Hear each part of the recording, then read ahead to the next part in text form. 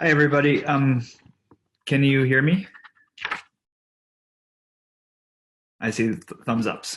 All right. So I think I see lots of people muted now, but we're going to try to replicate some in-class components. So, I'd like you guys to be able to talk during class is what I guess what I'm trying to say.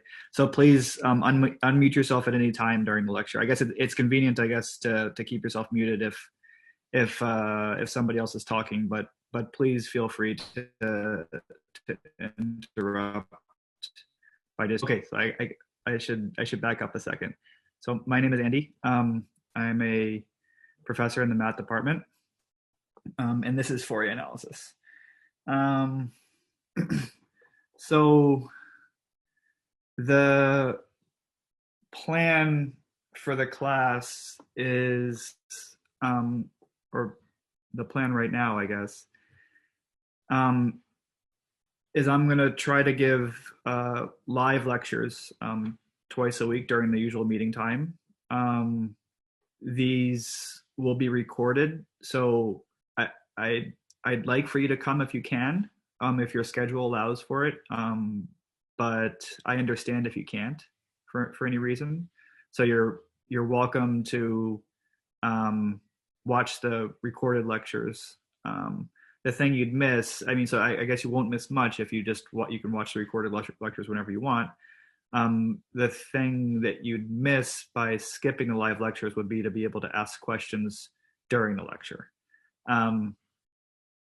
That said, you can always, if you have a question about something that happened in class, you can always ask it in office hours, or you can send me an email. You can ask the TAs, just like a normal class. So no pressure to attend every class.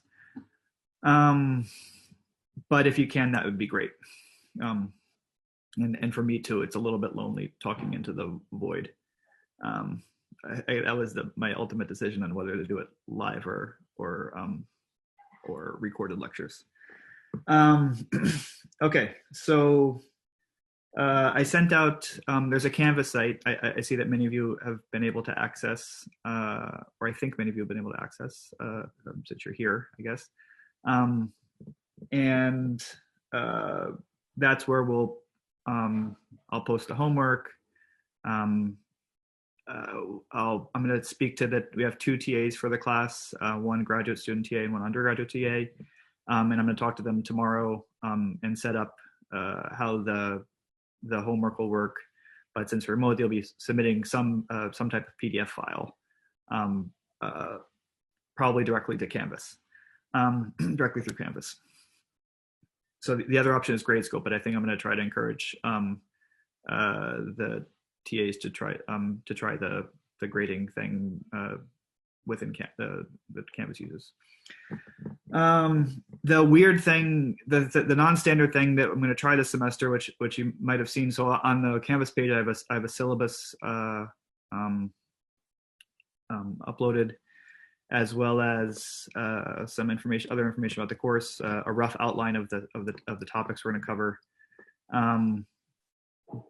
But the kind of non-standard thing I'm going to try to encourage participation is starting next week.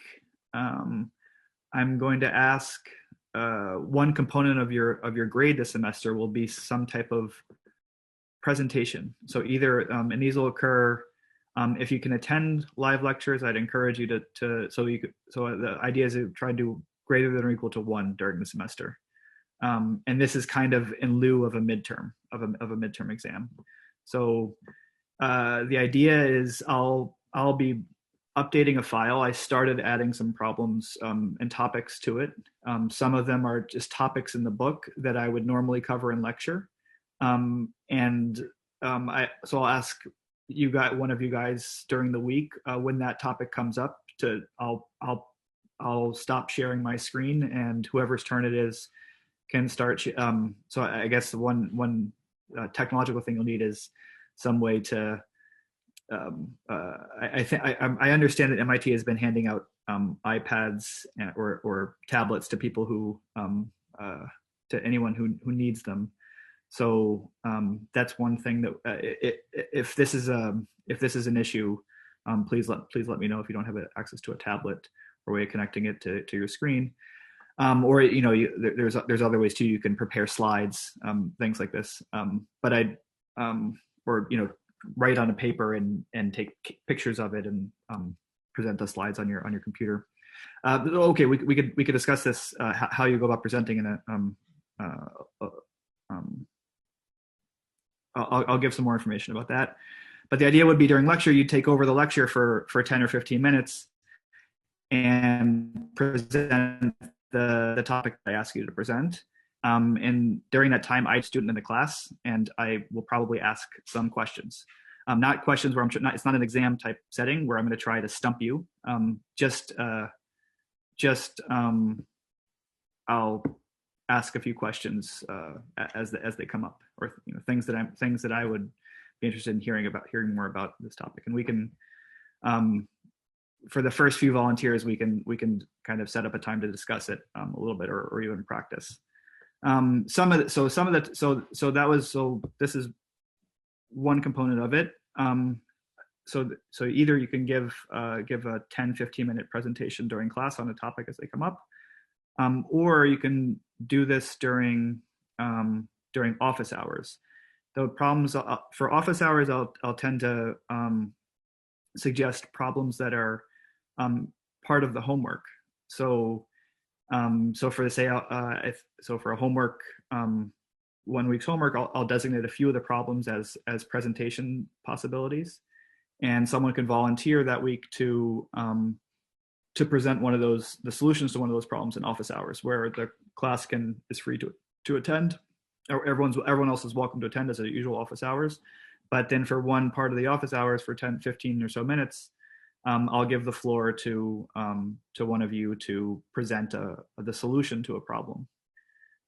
So you can either do an in-class presentation on one of the topics that these will tend to be theorems or lemmas or parts of the book, of the course text, or present a homework problem in office hours.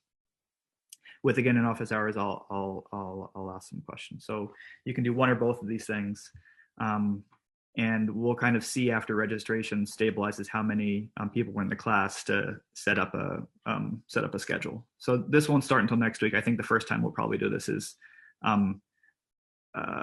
either next Thursday, Tuesday or Thursday, depending on interest, and at the very least, we'd start next Thursday in office hours on some of the problems at this. I've started writing down some problems, but I haven't finished yet. I kind of want to. This is a bit of an experiment too, so I've put some topics down that are varying difficulty. Of course, difficulty is subjective. Like some things are difficult to more. The same problem is easier, difficult depending on who's looking at it. And so I have a few topics down. We'll see how those go. And I realize that the people who do this early, it's a little bit scary to be first or second or early on when we haven't kind of ironed out how exactly this will work. So this goes for everyone. If you're kind of unhappy with if you did it early or did one and you're unhappy about the way it went, you're welcome to try again. Have that one, just to. Where as for the grading component of it, if you try again, I can forget about the first one and remember the second one, for example, when grading you on this in-class participation component of the grade. So that's going to be, I think, that'll be, I think this will account for about 20% of the grade. The homework will account for 30% of the grade in the class. There'll be a weekly problem set to hand in. And then at the end of the class, the last week of class, I'll give the final take-home final exam, which will account for 50% of your grade. And the take-home final exam or final assignment, I'll give you roughly a week to do it. but it won't be a week's worth of problems. I'm not designing something that'll be 40 hours of your time. I have in mind giving you something that along the lines of what I'd give for a 3-hour in-class exam, but for you to do at home. And since you're doing it at home, it'll be that I'll design it so that you're welcome to use the sources from the class, the books, or my course notes. But this will, in contrast to the homework, I'll ask that you do this final exam by yourself. So for the homework, I'd encourage you to talk about it with your classmates, or use the resources offered by the math department to get help at for this class, the office hours, talking to me, etc. Talking to the TAs. But for the final exam, I'll ask you to work on it by yourself for a week, where of course I can answer questions by email, etc. But it won't be the same as a homework assignment. Does this make sense? Do people have questions about how the class is going to work?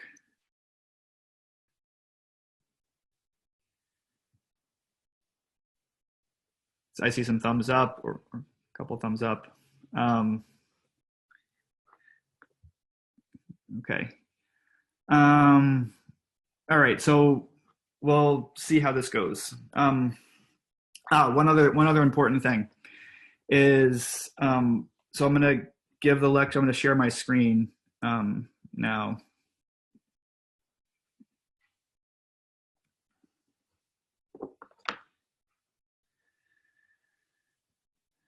Okay. So I'm going to share my screen, and I'm going to use so MIT has licenses for a few apps. I'm going to use Notability this is not so important to do the lectures. But one thing that's tricky with giving lectures online like this is that you can only see the page that I'm looking at. And as opposed to if you're in class, you can see the whole chalkboard kind of, or we use in the math department, we often have like 6 chalkboards or something like that. We can show the time. So to get to help with this, I have a Dropbox folder set up, and if you go to the Canvas page, I have a link to the Dropbox folder on the first page of on the homepage for our class on Canvas. And have people been able to see this? Can anyone access the Dropbox folder?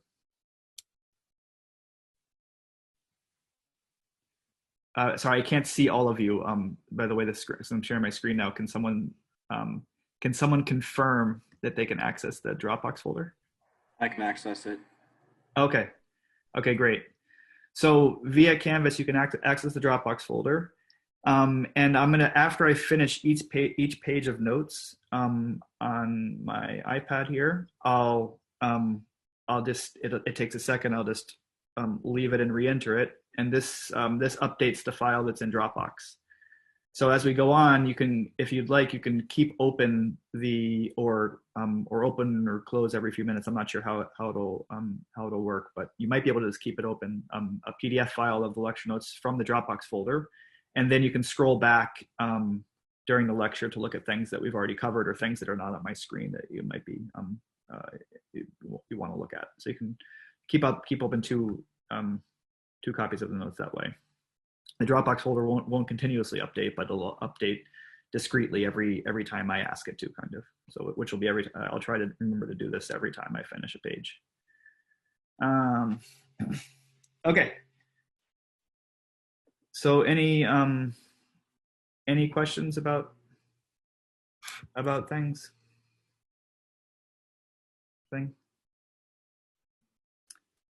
Okay, and well, please ask it. Please interrupt me. Ask it. I remembered one more thing before I get started with first class, or the first lecture, is that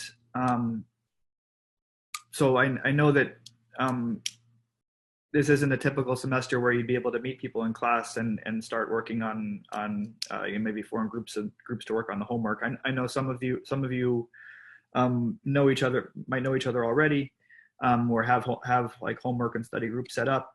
But if you don't, or even if you do, the math department has a new it's called what's it called? PSET Partners um, website, and I have a link to this as well on the Canvas page. And the idea is that once people, for this to work for this class in particular, uh, the participants in the class will have to go to this page and input that you're taking this class. I don't think it pulls registration or anything like that. The website's new. It was built by a member of the math department this summer, or he's still building it. So there might be some glitches. But the idea is to help match people that are looking for people to work on homework with, match people in the same classes together. So I'd encourage you all. I haven't played much with the site. I think it looks a little bit different from the point of view of an instructor than it does for you guys too. So I'm not entirely sure how it works, but I encourage you to visit the site and to use it to form groups. It's a tough class. This is good. I think this is a hard class. It'd be great for everyone to find some people to work with in the class on problems. Math is a lot easier working in groups. Often can be easier working in groups, at least part of the time. Okay, in addition to that, there's also a Piazza site for the class setup. So this is all also on the Canvas page. There's a Piazza site, and I think many of you know how Piazza works already. That's a message board, question and answer board. I won't always. I'm going to encourage our TAs to be active on Piazza answering questions. I won't often write things on Piazza, but our TAs will be monitoring that site. But I encourage you also, if you can answer your peers' questions, to do that as well. The nice thing about Piazza is you can post things. You can post questions anonymously if you don't want to reveal who you are. Okay. Any questions before I start?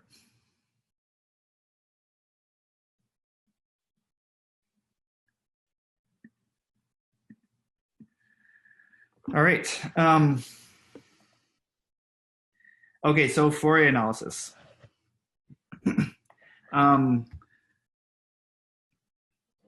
So I this is one of my favorite subjects in math, and one of the reasons is it connects to so many other fields. It occupies there are a few fields that do this, but occupies a somewhat unique place in math, and that inspired actually the questions arising in Fourier analysis inspired a lot of the math that was developed over the 20th century. This, as you see on the screen, I have a list of things that are directly related to Fourier analysis. So on the one hand, it's the techniques that we will develop in this class have direct applications to another to a bunch of seemingly separate fields. PDEs, so partial differential equations, number theory, algebraic geometry, and the list kind of goes on. These are kind of maybe top 3 fields for which Fourier analysis is most relevant. And in fact, several fields arose directly from questions questions in Fourier analysis. So Fourier analysis kind of started developing first, and then the theory kind of got stuck in a few places, and these questions prompted the development of set theory by Cantor, measure theory, which we'll see during the class.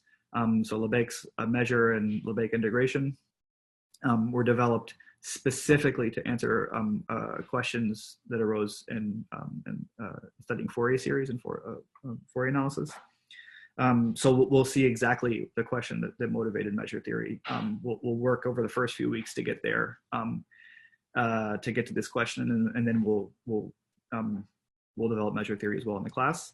And then there's a bunch of other fields or areas in math that kind of loosely or somewhat indirectly arose, but you can kind of trace their way back to questions in Fourier analysis, functional analysis, spectral theory of operators. These words don't need to mean anything to anyone. I'm just trying to emphasize how ubiquitous Fourier analysis is. The theory of locally compact groups and their representations. These fields all directly are rooted in Fourier analysis. And then the added bonus of this class is that Fourier analysis plays a big role in science and technology. So there are direct applications to scientific applications, and both so like MRIs, ultrasound, signal processing, compressed sensing, and then inverse problems in medical imaging, geophysics, oil exploration, all use techniques and tools from Fourier analysis really directly. So and things that have kind of spun off of Fourier analysis, like the theory of wavelets, for example. And there's even actually the path goes both ways. So one of the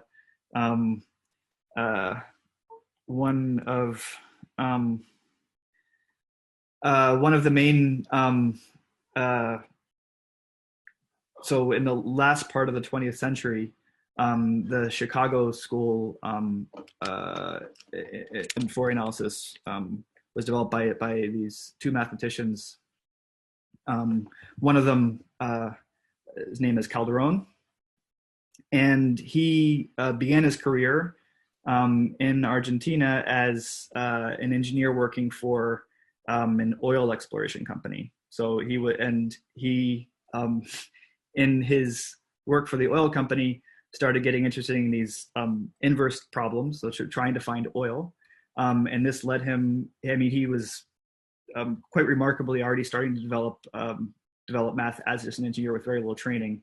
Found his way to Chicago, became a PhD student of Zygmunt, and then the two of them went on to develop like the modern Fourier analysis in the 60s and 70s. So the pipeline kind of has gone both ways, as it turns out, for this class. Okay, so let's get started. The place I'm going to start is where Fourier started.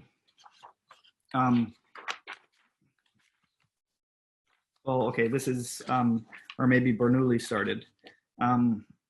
But the first, I'm going to show you where the main questions of Fourier series arose.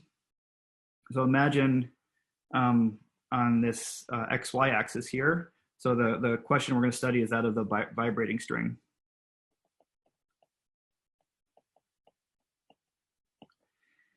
And on the XY axis here, here X is position, and then the Y axis is going to be, already messed up the picture.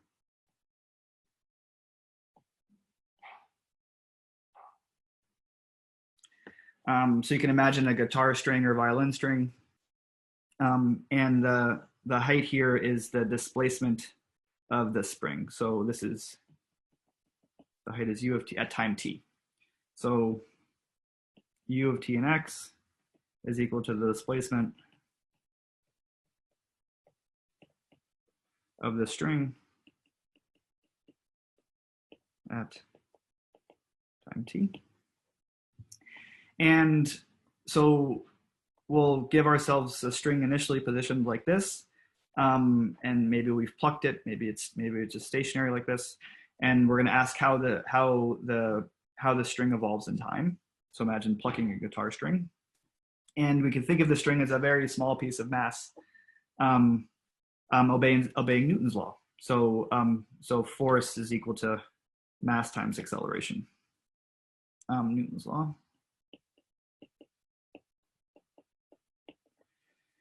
And okay, so we're mathematicians, so So math means we set m equals 1. The mass of the string equals 1. And what's the acceleration? So the acceleration is the second time derivative of u, right? So this is, the second derivative of a function is its acceleration. So this is dt square root of u, or utt. So different notions for the second partial derivative of u. And the force, this is a somewhat trickier question. So what's the force that the guitar string feels? Well, it comes from the tension of the string, right? And so if we're up here, the string wants to come back down, right? And if we're down here, the string wants to come up. And the tension is mathematically represented by the curvature of the string at a point. So the sine curvature. So this is given by the sine curvature of string at x so here's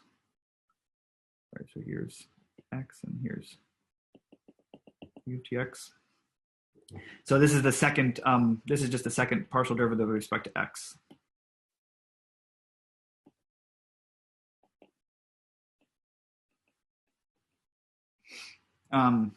Right, because if if the second partial with respect to x is less than 0, this is like the graph looks like this, right? If you have so if you have a negative second derivative, the graph looks like this, and this is telling this is negative, so it's telling us the string to come back down. And if uxx is positive at a point, say, then the graph looks like this, and it's asking the string to come back up. So so we arrive at the what's called this is the famous wave equation. So so F equals ma becomes utt is equal to uxx. Now this is the wave equation, and so this is how I'm gonna update the Dropbox file by clicking back and forth like this. I'm gonna rewrite the problem on this page, so don't worry. So we're interested in what's called the Cauchy problem for the guitar string. So we want to find a function such that u of t and x, such that utt is equal to uxx, given that we know the position, the function at time t equals 0. At the initial time, we know the shape of the guitar string. So u of 0 of x is equal to some function f. And we know its initial velocity. So dtu at time 0 is equal to some function g. So this is the Cauchy problem. We're given this initial data, f and g. These are given functions. And the goal is to find u and tx solving this Cauchy problem. Okay, does this question make sense? So we're given an initial configuration of the guitar string. Maybe we've plucked it so it has some initial velocity, and we're going to try and find u of t and x. Okay, remember f and g can be kind of any functions, right? The string can be. I drew a random, nice-looking function here. Let me add one other aspect of it. So we're thinking of a string, like a violin string, guitar string, attached to 2 points at the end. So I'm going to add, in addition to these initial conditions, I'm going to add some boundary conditions. So we also require, what's that?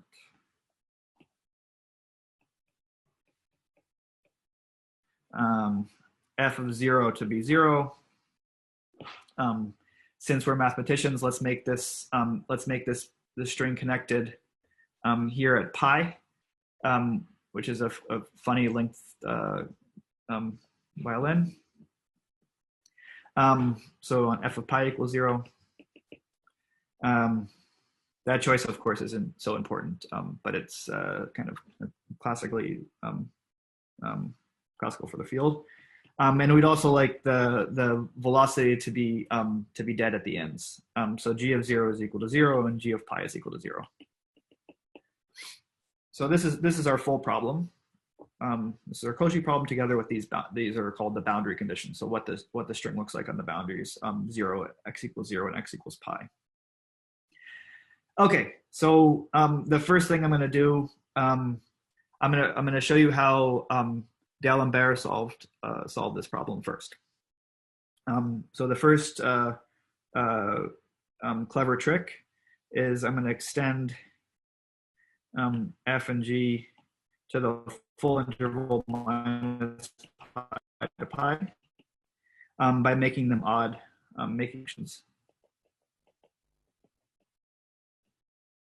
odd on minus pi to pi.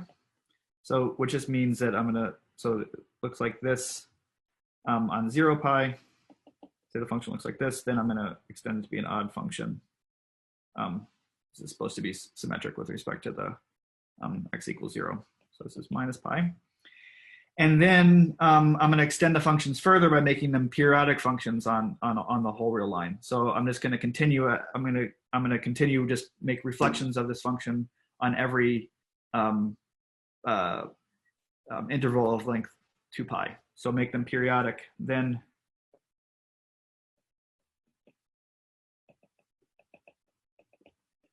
on R. So I'm going to turn them into periodic functions in R. So I'm just going to remove, I'm going to remember these boundary conditions, but I'm going to remove the fact that this is, I was just given a function on a closed and bounded interval and make it a function on the whole real line. Okay, so let's find a solution a la D'Alembert, who did this in 1747. I hope I'm spelling his name right.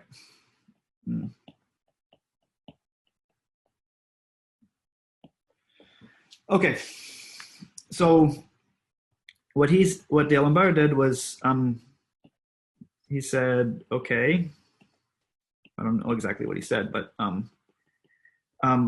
he decided to rewrite the equation as follows. So he said, this is I can write this as like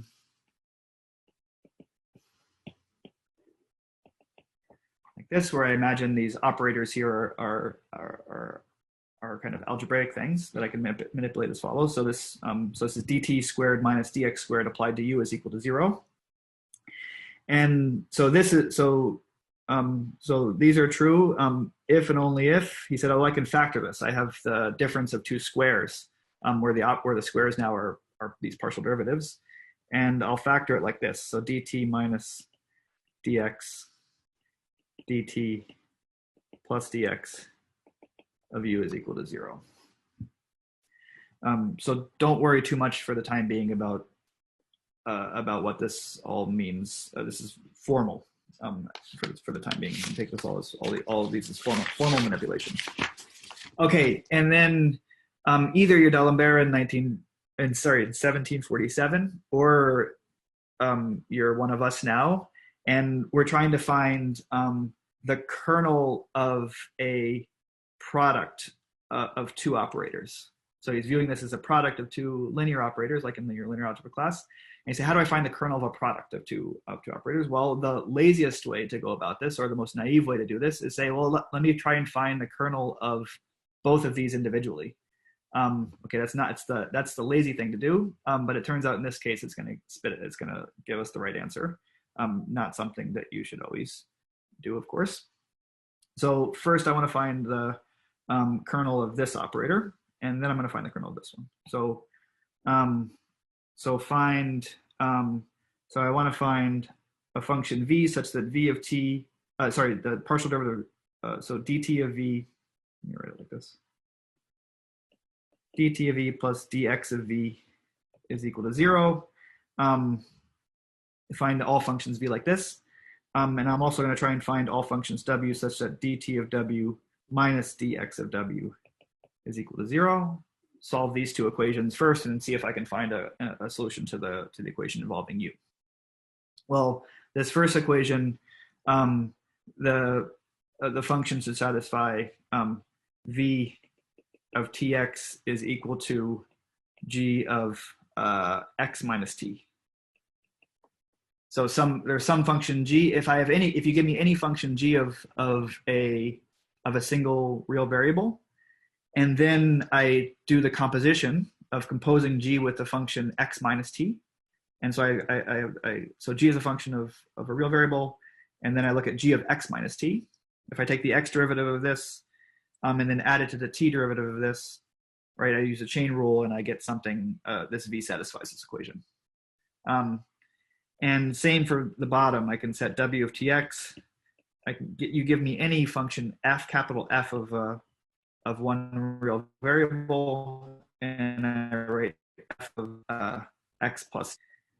And then if I take dt of f, I just get f prime. If I take dx of f, I get f prime, and so then f prime minus f prime is 0. Right. So it turns out all solutions to this top equation involving v look like this for some function g. All equations, the bottom equation involving w look like this for some function f. All right. So what are capital F and capital G? Well, I should get the boundary conditions involved somehow, right? Or actually, rather, forget the boundary conditions for a second. I should get the initial data involved, right? I'm trying to solve the Cauchy problem, and I haven't yet used. I'm trying to solve this Cauchy problem here, and I haven't yet used that at time 0, u should be equal to f, and dtu should be equal to g.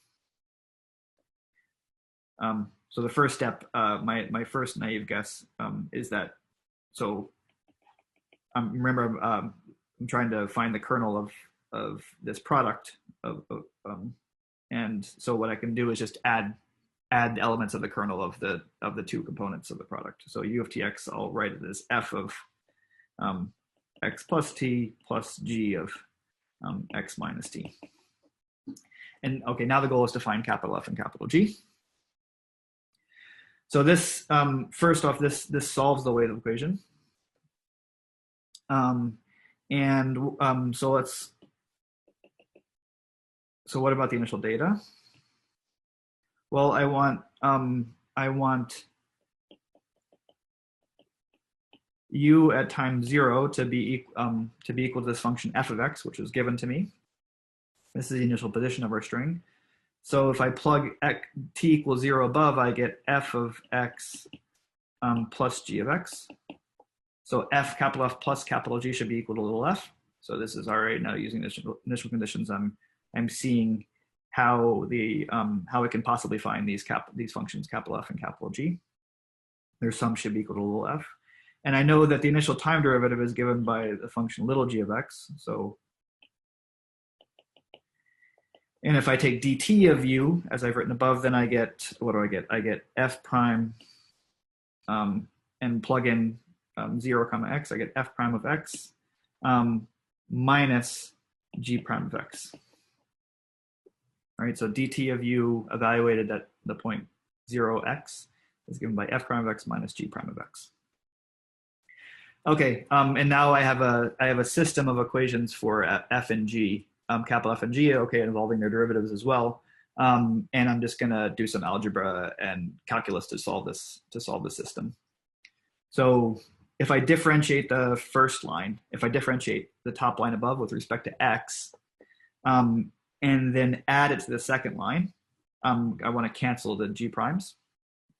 I get 2 f prime of x is equal to little f prime of x plus g of x. And if I then subtract the two equations above after differentiating the first line, I can solve for g prime, and I get 2g prime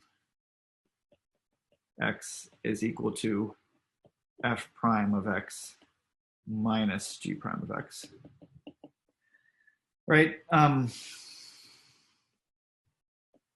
now I have now I'm in business, right? Because I have expressions for f prime and g prime, and I'll just use the fundamental theorem of calculus to solve for defined expressions for f and g in terms of little f and little g. I'm going to sync with Dropbox. So the fundamental theorem of calculus gives me f of x is equal to 1/2 f of x, little f of x. So I integrate f prime, I get f, and then I get plus 1/2. Say let me integrate from let's recall that well, maybe not yet. Maybe not yet. Okay, so 1/2 plus f of minus f of 0, 1/2 f of 0, right? Plus 1/2 integral from 0 to x of dy plus alpha, which is integration constant, right? And then g of x, I'm going to integrate this this equation for g prime. I get 1/2 f of x minus 1/2 integral from 0 to x of g of y dy plus beta. Sorry, can I just ask a question? Yep, of course. Up there, it says f prime of 2 big g prime of x is equal to f prime of x minus g prime of x. Yeah. Is it f prime of x minus g prime of x or f prime of x minus g of x? Sorry, you're absolutely right. F prime of x minus g of x. Okay, no problem. Thanks. Thanks. Absolutely. Yeah, I will make millions of typos during class, so please speak up if you see something like that or even. Thank you for doing that. Okay.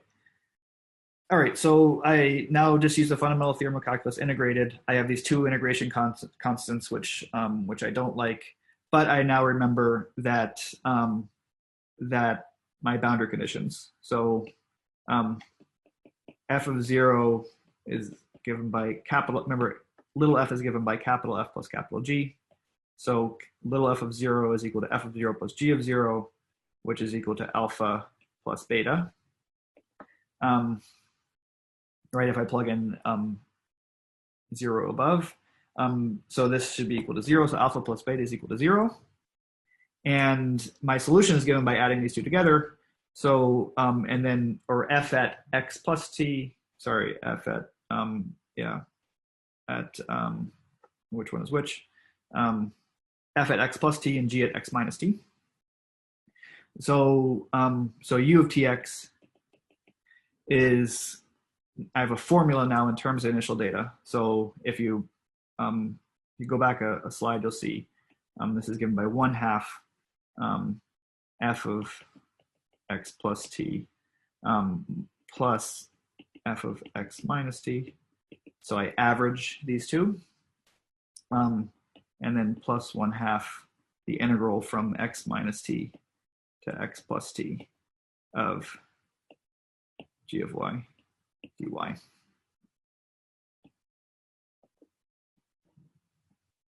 And so we've solved the wave equation. This is the famous D'Alembert formula.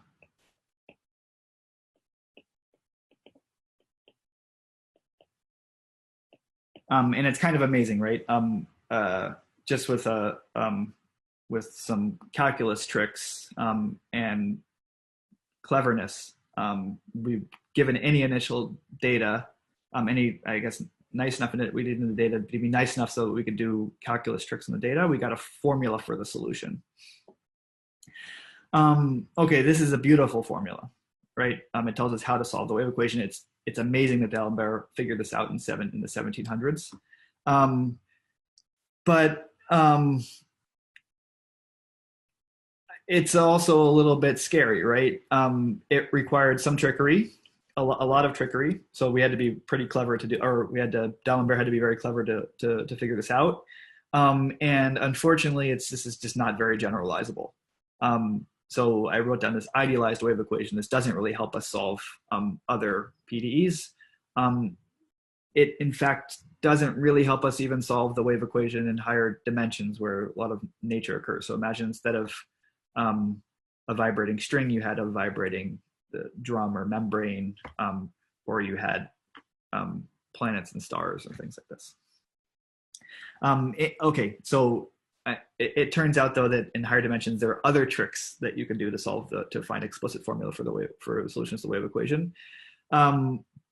But okay, we're just not gonna get very far in life just with tricks. So it'd be nice to have a more systematic approach to finding solutions to finding this or finding a different way of finding the solution to say the same wave equation that we can possibly apply in other settings to say other PDEs, for example. At the time of Fourier, this is a main objective, was to solve these PDEs that were arising as these guys study nature. So in fact, he's interested in the problem of how heat was distributed over a piece of metal over time, and he was led to trying to solve the heat equation. The wave equation obviously is of obvious importance too. Just think of a vibrating string. Okay, so let's try to find a more systematic approach. And you're going to laugh at me when I find it. Not necessarily laugh at me, but my attempt at finding a more systematic approach is going to be to start doing some more tricks as well. But we're going to lead ourselves to I think the fundamental questions that Fourier was led to. Okay, so an alternative approach. So Fourier's approach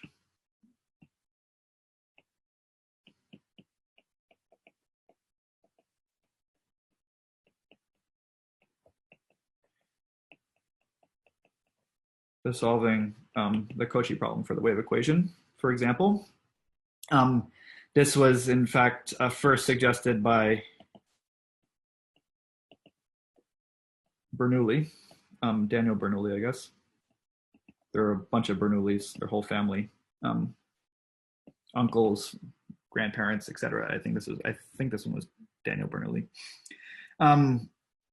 Approach to solving the wave equation is kind of as follows. So I'm going to scroll back a bit and look at the picture of our guitar string. So you see something like they saw something like this, and said, well, this looks kind of like a sine function, like sine and cosine, things like this. So he said, what if I could solve this by taking a superposition of standing wave functions, of sines and cosines, of harmonics, what are now called harmonic functions. And to get there, so let's get there. So they suggested, well, what if we could, what if we look for at first only special solutions to this equation? Let's ignore the initial conditions for the time being, and let's try and find some special solutions which have maybe nothing to do with the initial conditions.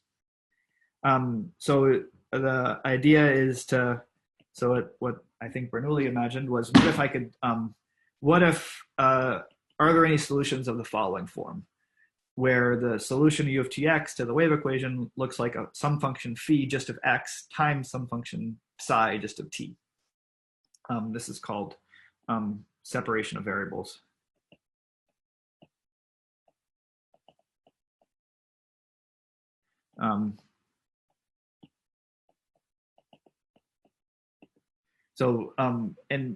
What if the solution happened to look like this? Or maybe the right question is, can I find any solutions that look like this?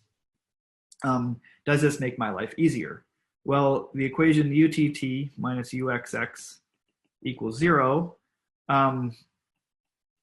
if u of tx takes the form as above, looks like, well, all the t derivatives just hit psi tt times phi, and the x derivatives just hit phi, minus phi xx is equal to 0, which we can then formally rewrite. Again, we're trying to guess a solution, kind of. So we can take any liberties we want for the time being, and then later come back and try and justify them.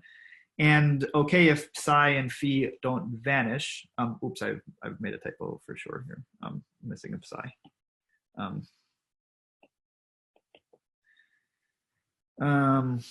If psi and t don't vanish, then I can divide through on each side by psi and phi, or I can rearrange this equation as follows. So I write psi tt of t divided by psi of t is equal to phi xx of x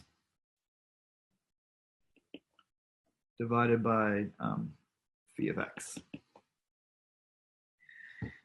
And now this is great because the left-hand side of this equation depends only on t, and the right-hand side depends only on x.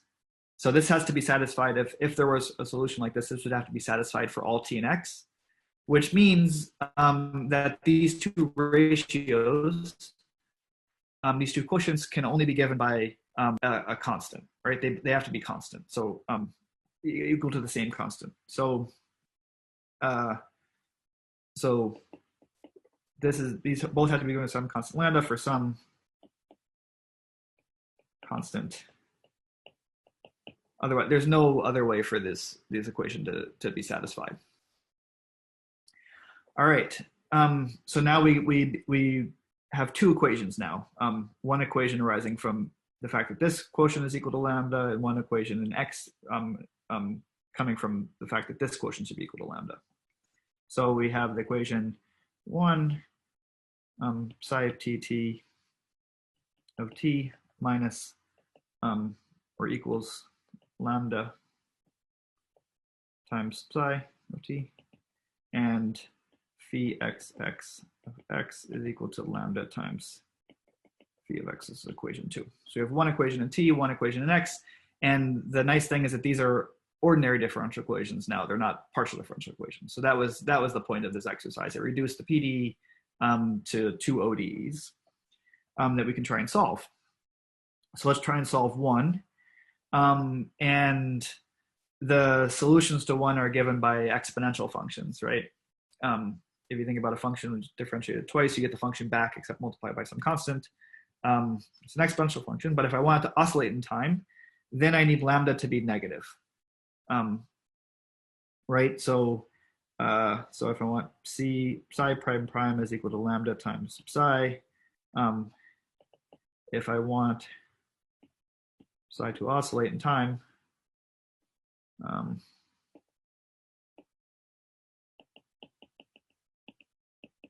this means that lambda should be negative, less than or equal to 0.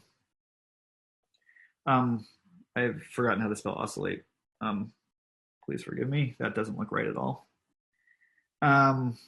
So we want lambda to be less than or equal to 0 if we want a solution that oscillates in time like a wave. So let's write lambda is equal to minus m squared to emphasize that it's negative. So m is some positive number, and let's write this minus m squared to emphasize that it's negative. And the solution, so that this equation is solved, this OD is solved by psi of t is some constant times cosine of mt plus another constant b times sine of mt. Every solution looks like this for two different constants a and for different constants a and b. So these are two linearly independent solutions, and all solutions look like this. Okay, and then same for 2. Same logic for equation 2, which is the equation involving x. The same logic tells us that phi of x should be equal to a twiddle times cosine of mx plus b twiddle times sine of mx.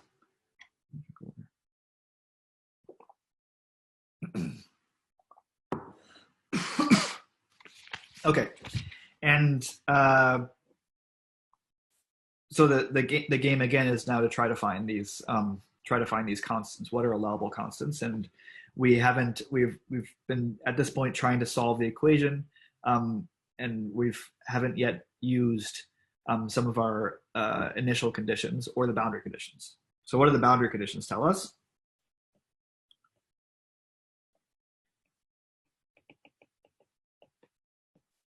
Boundary conditions say that, at x equals 0, and x equals pi, I want the function to vanish. Remember, my guitar string is attached at 0 and pi. So I need phi of 0 to be equal to 0, and also phi of pi to be equal to 0. And if I just look at the formula for phi, the only way phi of 0 is equal to 0 is if a twiddle is equal to 0. So a twiddle has to be 0 because phi of 0 is just equal to a twiddle, right? And if I want, okay, and now, so a twiddle is equal to 0. I can cross this off. And now I want phi of pi to be equal to 0. Well, that only happens if m is an integer. So phi of pi equals 0 implies that m is in Z.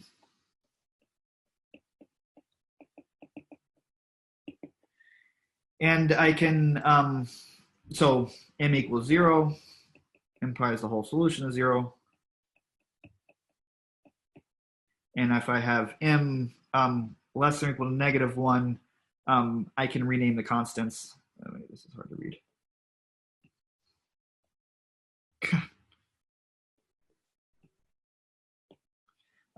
I can rename constants.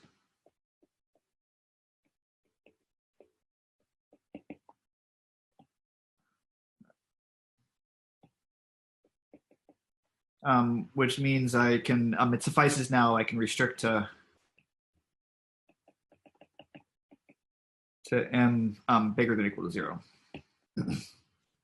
So I'm going to try to just consider all positive m, because for negative m I can just relabel the constants. Right, if I plug in negatives, remembering that sine is an odd function, right? So, okay, and that means for every m greater or equal to 0, m an integer, I have a solution um of tx of the form am. Remember, I have cosine of mt plus bm sine of mt times sine of mx. And these solve the equation and they satisfy the boundary conditions, right?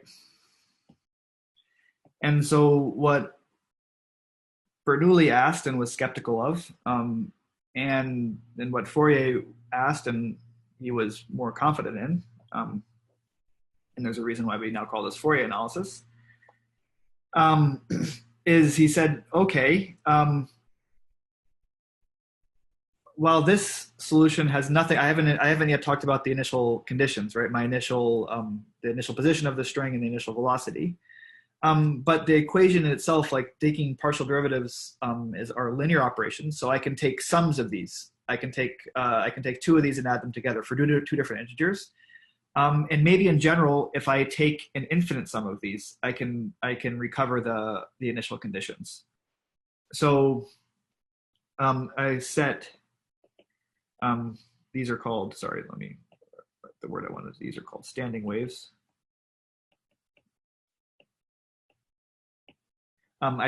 Meaning I pick an initial harmonic, I pick an initial sine function here, and then I make it oscillate in time by this coefficient involves, oscillates, makes this sine function oscillate in time. So it's a sine function that wiggles around. So the kind of radical idea was, what if all solutions looked like an infinite series, an infinite superposition of these standing wave solutions. So this is our candidate for a solution. And okay, so we see, update the Dropbox notes, but this this leads to some, and now once I've written down this formula, there are a bunch of issues. And if you took your real analysis class beforehand, one issue which you should be screaming about is, what about convergence? If I want to, and I try and write down an infinite series, I want to know in what sense does this series converge? So does this expression even make sense? But you should also, remembering the PD, be worried about the initial data. So let's put aside issues of convergence. So maybe I'll write issues. One is convergence,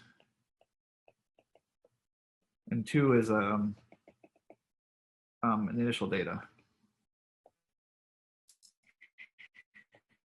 And so I think the story goes, and this is told roughly in your book, is that Bernoulli more or less came up with this formula, and then Euler pointed out that it's nonsensical to expect the initial to be able to satisfy the initial conditions, because let's see what happens.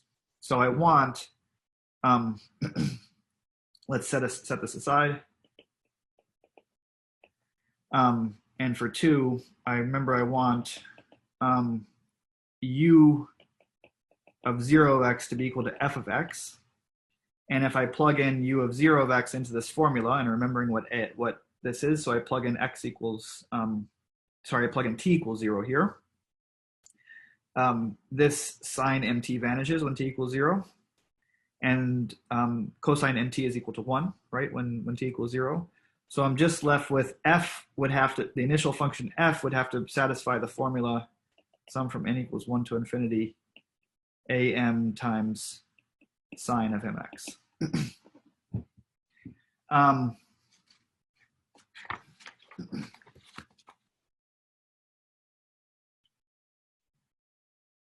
And so this maybe is good and bad.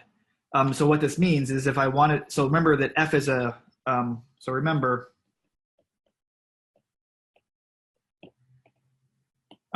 f is given to us. And if I think about the initial shape of a guitar string or violin string, f can be pretty much any reasonable function.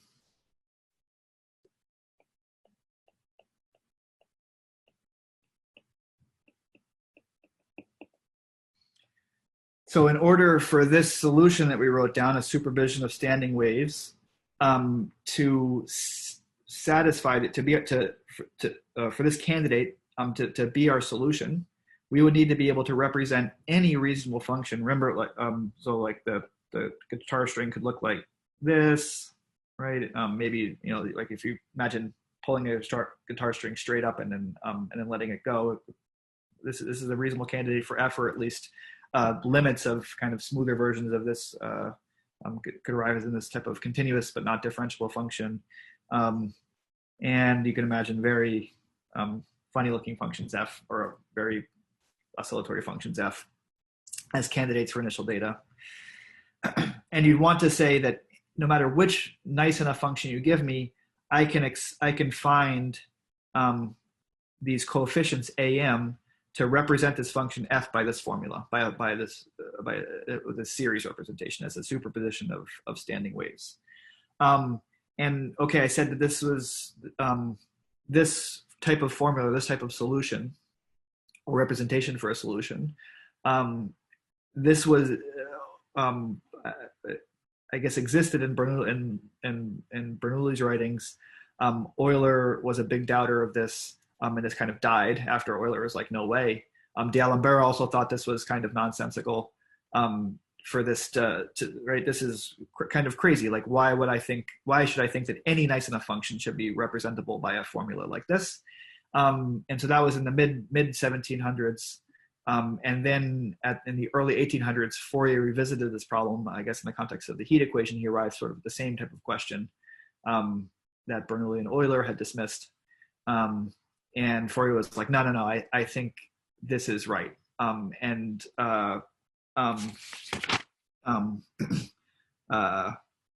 So Fourier suggested that he thinks in fact, every continuous function can be represented by this is, let me generalize this question in a second. But at the moment, I've only written down we were restricted to odd functions, right? On intervals minus pi to pi. I started my guitar string at 0 and connected it to pi, and then I made it into an odd function.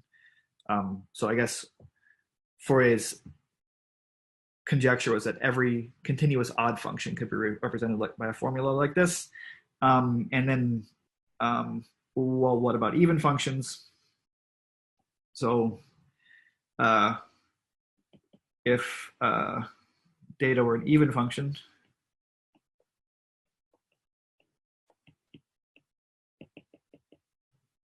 on say minus pi to pi, we would be led to a cosine series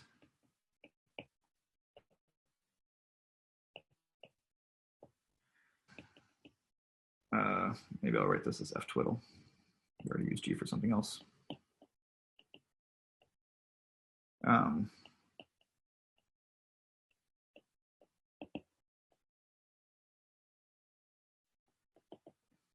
We should start this at 0 to infinity. So can we represent every even function like this? And then if I'm trying to make a reasonable math question, I don't want to restrict to even or odd functions, say, well, I don't know when I study classes of functions necessarily. I remember that in general, for any f, I can write f of x is equal to 1/2 f of x minus f of minus x, sorry.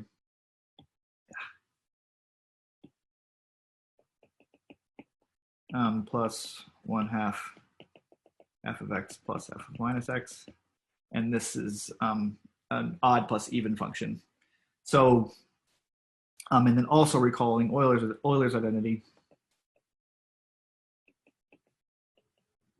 This is odd plus even.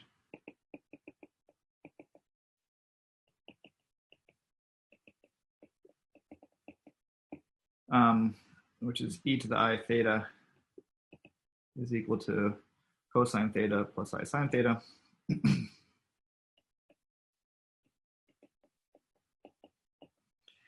So with these two facts, we'll arrive at the following question. So we arrive at the following question.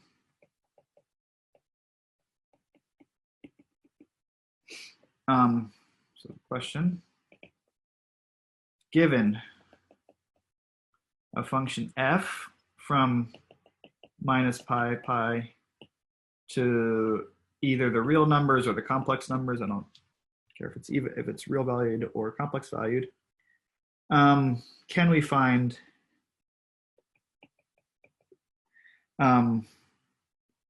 coefficients am and c? So complex numbers am such that f of x is equal to the an infinite sum. And I'm going to start the sum at minus infinity, plus infinity of am e to the imx. So this is kind of the, this was the main question that Fourier then considered. Given any function f from minus pi to pi, real valued or complex valued, can I find these coefficients am so that f admits this representation as a infinite superposition of standing wave functions? So these e to the imx, you should think of these as linear combinations of these cosine series that I wrote down here for even functions and odd and sine series that I wrote down for even functions. So via Euler's identity, I arrive at this I arrive at this. I can replace sine and cosine by e to the imx, right? So this is sort of the main question in Fourier analysis, at least for functions on an interval. And okay, so we're going to ask the first part of the class is we're going to try and answer it. The first step is that there's in fact only one choice for the coefficients am, and we'll start next time by figuring out if this were true, what the coefficients am would have to be. These are expressible in terms of f as well. But it turns out that this question was at the heart of like a lot of math that was developed over the course of the late 19th and over the entire 20th century, and has had a lot of surprising consequences. And we'll see that like answering it, we're going to have this is a poorly phrased mathematical question at the moment. And one thing we'll see right away is that it's nonsensical as I've written it right now.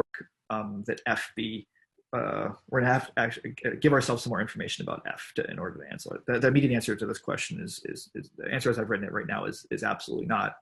But there's various the course exists, so there are going to be various things that we can do. Or require of f to make this true, and I'd say the question is mostly settled. This particular question is mostly settled, but now kind of in what sense for which classes of functions is this true and how is it true is mostly settled. Not entirely settled, but several people won Fields medals along the way for trying to answer it. So we'll see a little bit of that as well in the class. So this is regarded as one of the major questions in 20th century mathematics. Okay, so oh wait, does the class end at 3:50? I'm wrapping up, but does it end at 3:50 or 3:50? 3:55, right? Oh, okay. So do you want to see in 2 minutes? Do you want to see what the coefficients have to be? Maybe we can do that too. All right, let's. I didn't realize I had 5 more minutes. Oh wait. Actually, can I? Sorry. I have 2 different times displaying. I'm not sure why. Can someone confirm the time for me? Is it? I have 3:47 on my computer. Is that about right? That's what I have. Okay. My iPad somehow tells me it's 9:40 a.m. Okay, so that's obviously nonsense. Okay, so it's not 9:40. Okay. All right, so let me. I realize I have a couple more minutes, so let me start trying to answer it a little bit, and let's see what the coefficients f have to be.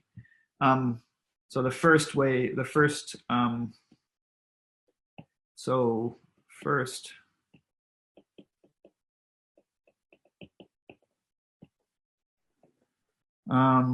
how do we find the AM, right? That's the basic part of this question, right? Can we find AM such that this is true? How could we possibly find these? Well, the trick, let's suppose if I want to find something, I should suppose that this formula holds, right? And then work with it a little bit. So suppose I have a function that can be represented by its, this is called its Fourier series. We'll do all of this slowly and carefully starting next time.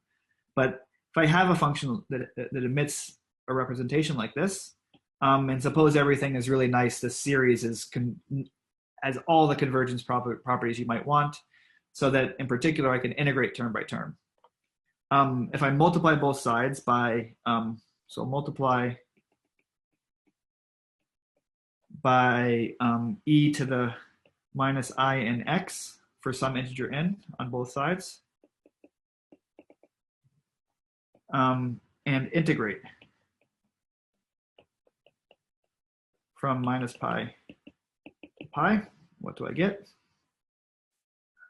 So I get the integral from minus pi to pi of e to the minus I in x times f of x dx is equal to, imagine I can integrate term by term in the series, m equals minus infinity to infinity, of am times the integral from minus pi to pi of e to the I mx times e to the negative I in x. So I get e to the I m minus n x dx.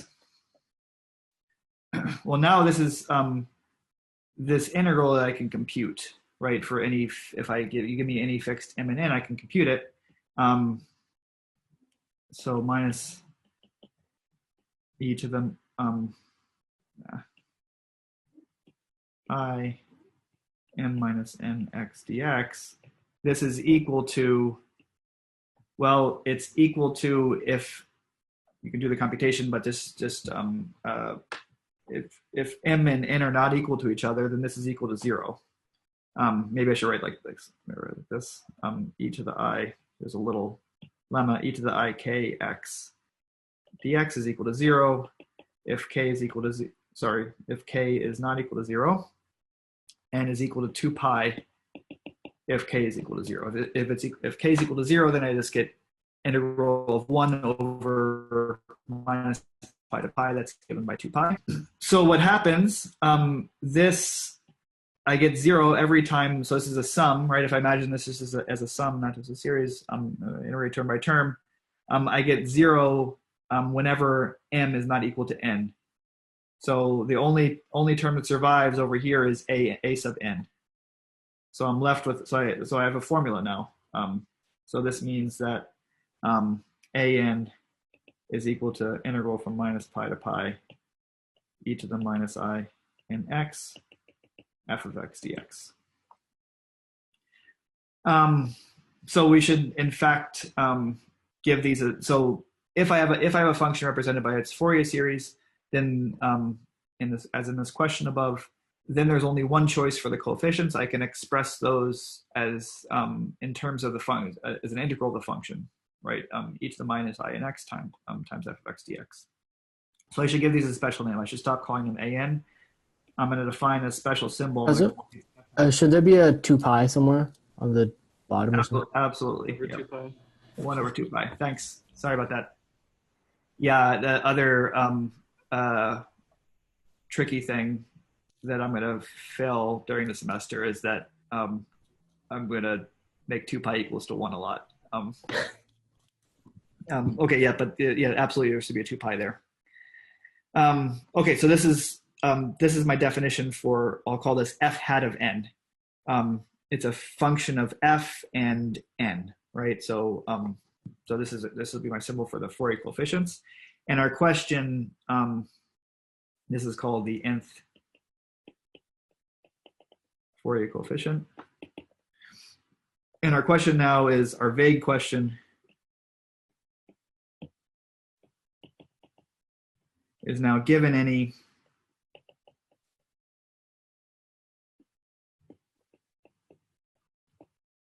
reasonable function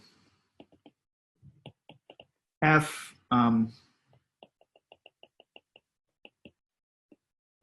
R or C complex valued, can we write f of x is equal to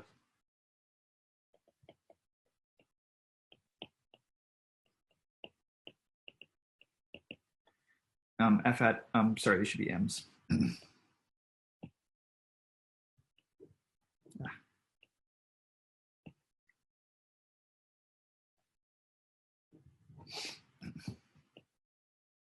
Can we represent f like this?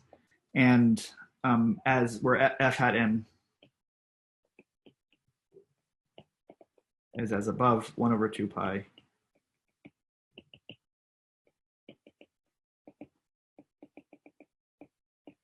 and the bold answer given by Fourier in the 1800s was yes. Okay. Okay, so Fourier thought yes, and we're gonna attach a few caveats to that yes. But this is kind of his vision was that this should be possible as long as f is nice enough, which is largely which turns out will be largely true. Okay, so that's we'll stop there. So maybe I actually should write yes with caveats. Of course, like any question you ever confront in a math class, the answer is usually yes with caveats. So, okay. So the notes should be available in Dropbox, and I'm going to talk with the TAs tomorrow and set up and start setting up the like in-class participation things for next week. Please email me with any questions, and I'll see you guys on Thursday. Thanks. Thank you. Thank you. Thank you. Thanks.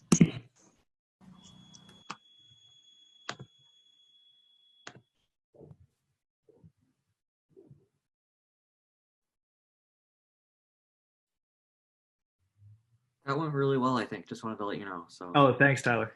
Yeah, no, that was exciting. I wanted to actually, I was gonna stick and ask you quick if you have like 2 seconds. I'm not able to access the PSEP partners. That's probably because like okay. there might be something there, but I don't know. Like maybe if you could look into that for me because I'm not sure how to do that.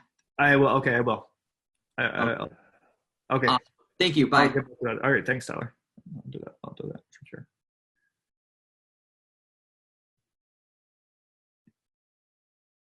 All right. I'm gonna